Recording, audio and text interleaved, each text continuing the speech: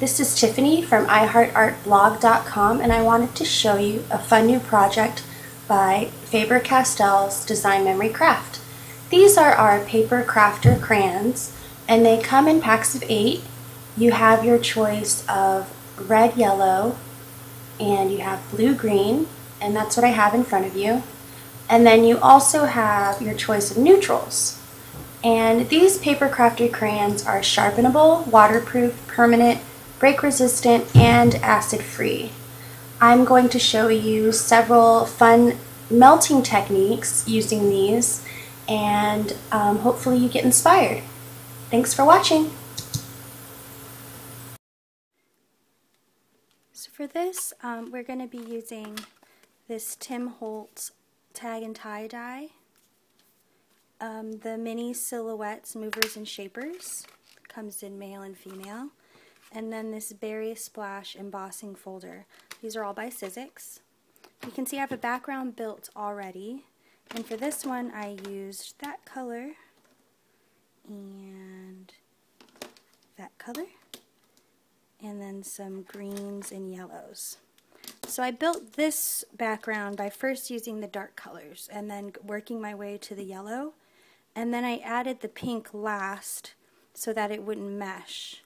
So I kept in the same color group for the first application, and then I went to the reds for the last application for that contrast. So I'm going to show you some tips and tricks on how to do that. First, we're going to use our smooth glossy cardstock, and I like to start with the darker color. I found that mine weren't as muddled if I did that. And I have this Clover little mini iron that I found in the fabrics department of Michael's. And it comes with a little stand so you don't burn your stuff. They have more high-speed versions, but this is the one I'm using.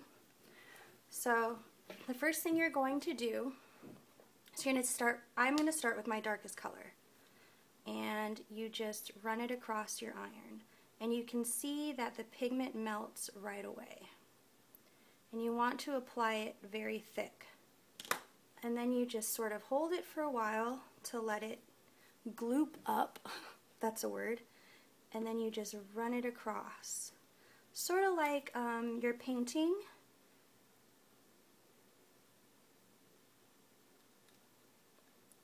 So you're just laying on several applications.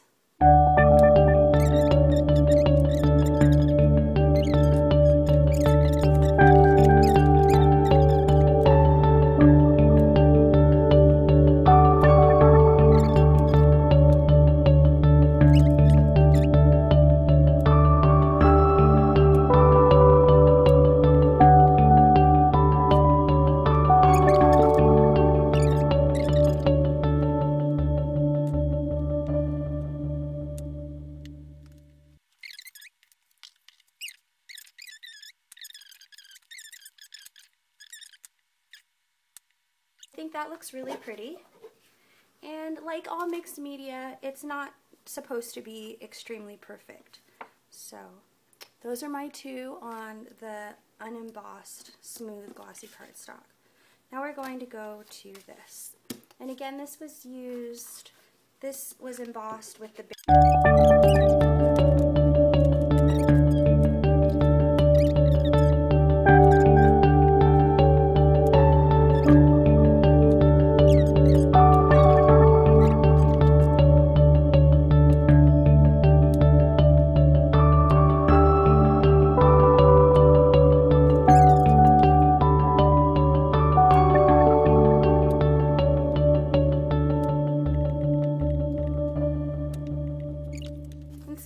very artsy, I thought they would make really nice project life tags.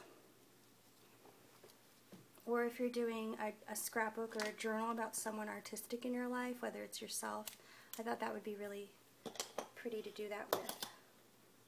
So now we're going to tag these up, and I'll show you what to do with those next. So now we're going to create 3 tags using the Sizzix Vagabond and the tag and tie die. And you can see how easy the dye runs through the melted crayon, and it's pretty cool. So you can die cut all sorts of shapes.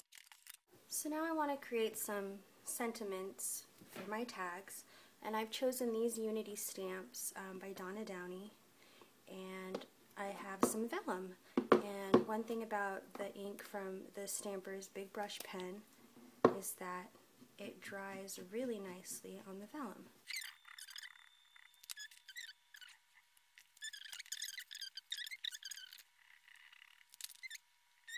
When you're done, just set it aside and let them dry.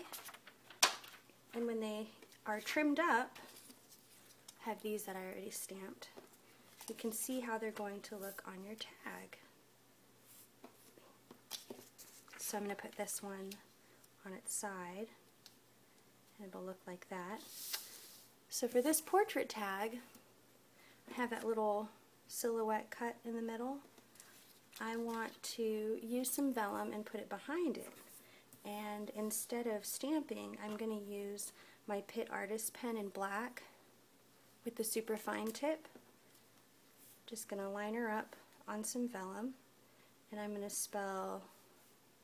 write out B-U.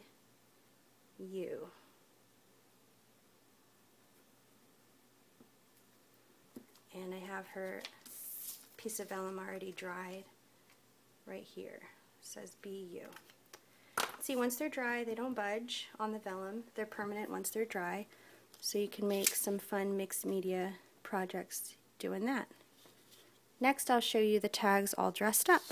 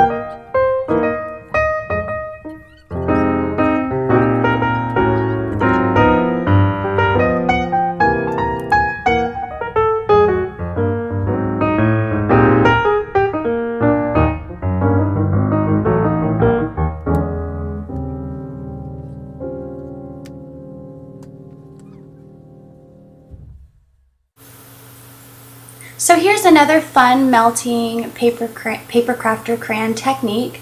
You simply create these little, I guess they would be like crayon droplets, sort of like paint splatter but crayon splatter. And they come out like these round little spheres, and they're really cool. You can also make a whole bunch on cardstock or wax paper, and you can set them aside for future projects.